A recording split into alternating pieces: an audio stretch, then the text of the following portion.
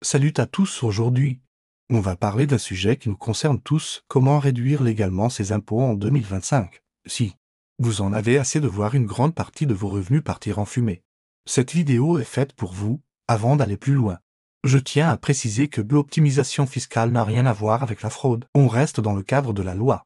On utilise simplement les dispositifs mis à notre disposition par l'État de manière intelligente. Première chose à savoir, 2025 apporte son lot de changements fiscaux. Et c'est le moment idéal pour revoir votre stratégie. Que vous soyez entrepreneur, salarié ou investisseur, il existe des solutions adaptées à votre situation. Commençons par les dispositifs incontournables, le PER, plan épargne retraite. Reste un excellent moyen de réduire votre base imposable. Les versements que vous effectuez sont déductibles de vos revenus imposables, dans la limite de certains plafonds. C'est particulièrement intéressant si vous êtes dans une tranche marginale d'imposition élevée. Parlons immobilier maintenant. La loi Pinel continue d'exister en 2025. Même si les avantages sont progressivement réduits, si vous investissez dans un logement neuf pour le louer, vous pouvez encore bénéficier d'une réduction d'impôt significative. Attention toutefois aux zones éligibles et aux conditions de location. Pour les entrepreneurs, le holding patrimonial reste un outil puissant. Elle permet d'optimiser la transmission de votre patrimoine tout en bénéficiant d'une fiscalité avantageuse sur les dividendes. C'est une stratégie à long terme qui demande une bonne préparation.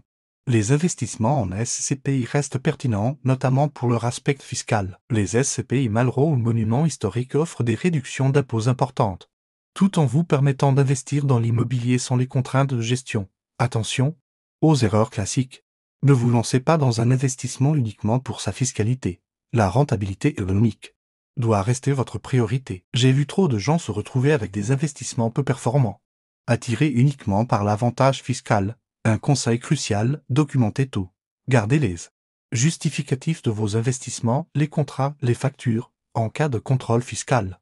Vous devez pouvoir justifier chaque décision. N'oubliez pas les petits leviers qui peuvent faire la différence, les dons aux associations qui donnent droit à une réduction d'impôt, l'emploi d'un salarié à domicile, ou encore les investissements dans les PME. La clé d'une optimisation fiscale réussie, c'est l'anticipation. Ne attendez pas le dernier moment pour agir. Certains dispositifs nécessitent une mise en place plusieurs mois à l'avance. Je vous conseille vivement de vous faire accompagner par un professionnel, un expert comptable ou un conseiller en gestion de patrimoine pourra vous aider à construire une stratégie adaptée à votre situation.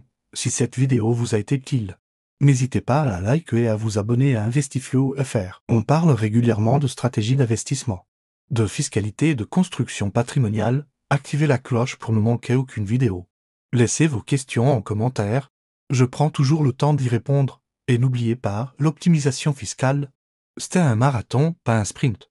Prenez le temps de bien construire votre stratégie. Merci d'avoir regardé cette vidéo jusqu'au bout. On se retrouve très vite pour parler d'autres aspects de l'investissement et de la gestion de patrimoine. À bientôt.